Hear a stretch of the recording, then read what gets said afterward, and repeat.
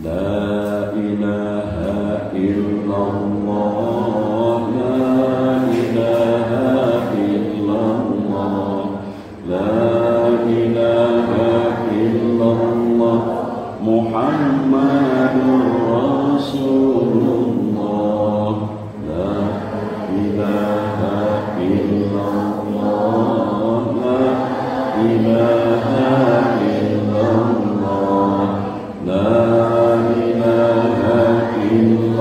la Muhammadur Rasulullah.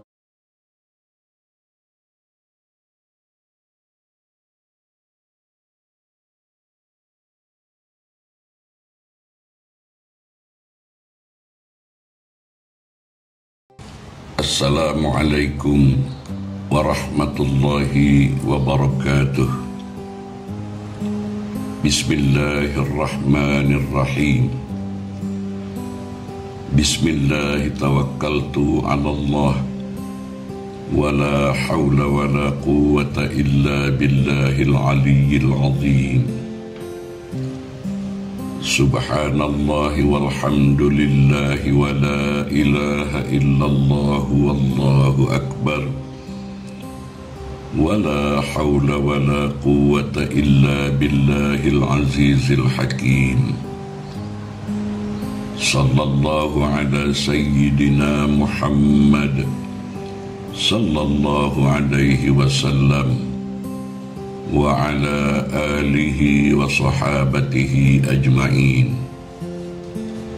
Astaghfirullahal azim alladzi la ilaha illa huwal hayyul qayyum wa atubu ilaihi min jami'il ma'si wal dhunub. Subhanaka la ilma lana illa ma 'allamtana, innaka antal alimul hakim. Amma ba'd. Saudara-saudari, tuan-tuan, puan-puan, sahabat-sahabatku rahimakumullah. Pada perjumpaan kita kali ini, izinkan saya untuk menyampaikan pesan moral kisah seekor monyet dan angin. Seekor monyet sedang duduk santai, nangkring, bergantung pada dahan sebatang pohon. Si monyet itu tidak menyadari bahwa dia sedang diintip, sedang diintai oleh 3 angin besar. Yang pertama, angin taufan. Yang kedua, angin tornado. Dan yang ketiga, angin bahorok. Ketiga jenis angin ini rupanya sedang bertaruh. Siapa di antara mereka yang dapat paling cepat menjatuhkan si monyet dari pohon tersebut. Angin taufan berkata, "Aku cuma perlu waktu 45 detik buat menjatuhkan si monyet." Angin tornado tak mau kalah. "Aku hanya memerlukan waktu 30 detik saja." Angin bahorok tersenyum mengejek angin taufan dan angin tornado dengan sombongnya. Juga tak mau kalah. "Aku hanya memerlukan waktu 15 detik. Si monyet pasti jatuh." Akhirnya, satu persatu para angin ini ingin membuktikan kehebatan mereka untuk menjatuhkan si monyet. Yang pertama, si angin taufan. Dia meniup sekencang-kencangnya, "Wus, wus." Merasa ada hembusan besar datang, si monyet langsung berpegangan pada batang pohon sekuat-kuatnya. Dan beberapa menit kemudian, ternyata si monyet tidak jatuh-jatuh. Maka si angin taufan pun menyerah. Sekarang giliran angin tornado. Wus, wus. Hus! Dia tiup sekencang-kencangnya, tapi ternyata si monyet juga tidak terjatuh. Karena kali ini si monyet lebih waspada, dan angin tornado pun menyerah. Dan yang terakhir, angin bakhorok meniup lebih kencang. Hus! Hus! Hus! Ternyata si monyet malah semakin kuat pegangannya pada pohon, dan si monyet juga tidak jatuh-jatuh. Akhirnya, ketiga angin besar itu menyerah dan mengakui bahwa si monyet memang jago dan handal daya tahan. Si monyet memang sangat luar biasa. Tak lama kemudian, datang si angin sepoi-sepoi. Si angin sepoi-sepoi berkata, dia mau ikut serta menjatuhkan si monyet. Keinginan si angin sepoi-sepoi ini ditertawakan oleh ketiga angin besar. Seraya berkata kepada si angin sepoi-sepoi, kami saja tak dapat menjatuhkan si monyet, apalagi kamu, si angin sepoi-sepoi. Apalagi kekuatanmu sangatlah kecil. Si angin sepoi-sepoi pun tidak banyak bicara, langsung meniup dengan lembut ke ubun-ubun si monyet. Huf, huf, huf. Rupanya pengaruh tiupan angin yang lembut di ubun-ubun si monyet, timbul perasaan senang dan nyaman, membuat mata si monyet kriep-kriep mengantuk.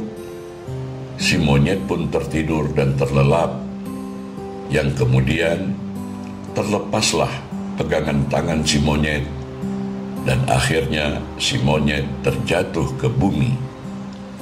Saudara-saudari, tuan-tuan, puan-puan, sahabat-sahabatku yang dikasihi sekalian, dalam kisah ini terkandung pesan moral yang kiranya dapat kita ambil pembelajaran dalam kehidupan ini.